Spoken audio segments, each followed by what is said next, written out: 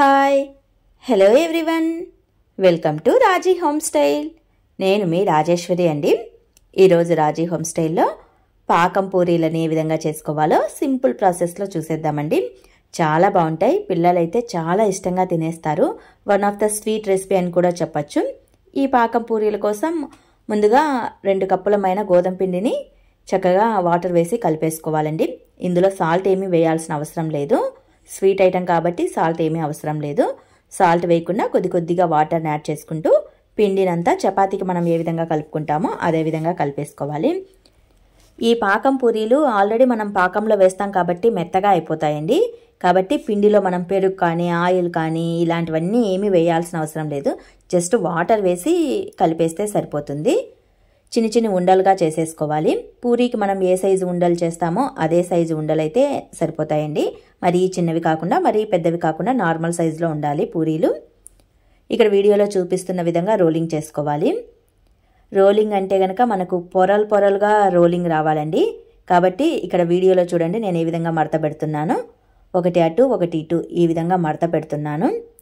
ఇలా మడత పెట్టేసుకోండి. ఇలా మడత పెట్టేసి పూరీ చేయటం వలన పూరీ అనేది కొద్దిగా పొరలుగా వస్తుంది. పాకం అనేది ఆ పొరల్లోకి ఇంకుతుంది, చక్కగా స్వీట్గా ఉంటుంది. సో ఇక్కడ వీడియోలో చూపిస్తున్న విధంగా 2 సార్లు పూరీలాగా ఒత్తేసుకోండి. ఫస్ట్ సారి వచ్చేసి నార్మల్గా, తర్వాత మడత పెట్టేసి ఇలా రౌండ్గా నార్మల్గా ఒత్తేసుకోండి. మనకు ఎన్ని పూరీలు కావాలో అన్ని పూరీలని ఈ విధంగానే చేసేసుకోవాలి. పూరీ అనేది మరీ పల్చగా మరీ మందంగా కాకుండా ఇక్కడ వీడియోలో చూపిస్తున్న విధంగా ఈ సైజు మందంలో అయితే కనుక కరెక్ట్గా సరిపోతుందండి. ఈ విధంగా ఉంటే చాలు.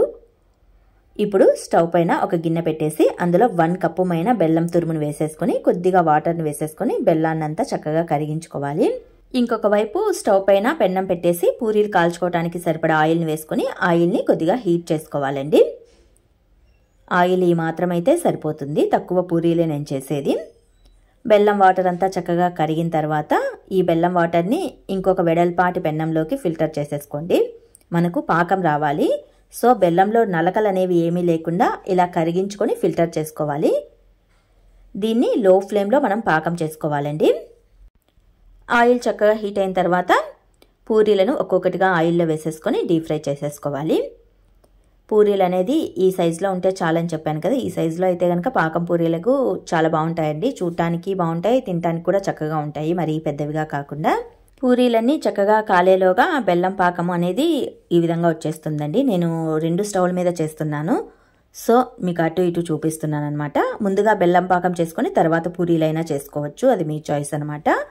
బెల్లం పాకం మరీ ముదురు పాకం రావాల్సిన అవసరం ఏమీ లేదండి. లైట్గా లేత పాకం వస్తే చాలు, మరీ ముదురుగా చిక్కగా ఉండాల్సిన అవసరం ఏమీ లేదు. ఇలా పాకం వచ్చిన తర్వాత ఇందులో 1 టేబుల్ స్పూన్ మైన ఇలాచీ పౌడర్ని వేసేసుకోండి. చాలా బాగుంటుంది, మంచి ఫ్లేవరబుల్గా ఉంటుందన్నమాట పాకం పూరి. పాకం అనేది చల్లారిన తర్వాత కూడా గట్టిపడకుండా ఉండాలంటే 2-3 చుక్కల లెమన్ జ్యూస్ని పిండేసేయండి. చల్లారిన తర్వాత కూడా గట్టిపడకుండా ఉంటుంది. పాకం అనేది చక్కగా చల్లారిన తర్వాత పూరీలను ఒక్కొక్కదాన్ని పాకంలో డిప్ చేసేసి ఒక ప్లేట్లోకి తీసేసుకుంటే సరిపోతుంది. ఇంతేనండి పాకం పూరీలను ప్రిపేర్ చేసుకునే ప్రాసెస్. చాలా బాగుంటాయి, పిల్లలైతే 1కి 4 తినేస్తారండి, అంత బాగుంటాయి. పాకం అనేది పూరీకి బాగా పట్టే విధంగా వేసేసుకోండి, ఎందుకంటే పూరి పొరల్లాగా రావాలి. ఆ పాకం అనేది పూరీకంతా చక్కగా ఇమడాలన్నమాట. సో పాకంలో పూరి 2-3 సెకండ్లు అలాగే ఉంచినా పర్వాలేదు, లేదా గరిటెతో పూరికంతా పాకాన్ని ఈ విధంగా వీడియోలో చూపిస్తున్న విధంగా చక్కగా పోసేసేసి ఒక ప్లేట్లోకి తీసుకున్నా పర్వాలేదండి. ఈ పాకం పూరీలు అయితే కనుక చాలా అంటే చాలా బాగుంటాయండి. ఇవి 2-3 రోజులు నిల్వ కూడా ఉంటాయి, ఏం పాడవ్వవు.